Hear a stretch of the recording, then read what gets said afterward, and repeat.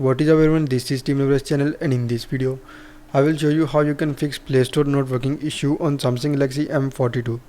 So before starting video, just don't forget to subscribe and also hit the bell icon. So let's start the video without wasting any time. So if you are facing Play Store not working issue on Samsung Galaxy M42, first of all you just need to go to settings. So just open settings and then follow every single step as I'm showing you in this video. Hope so this will fix your issue.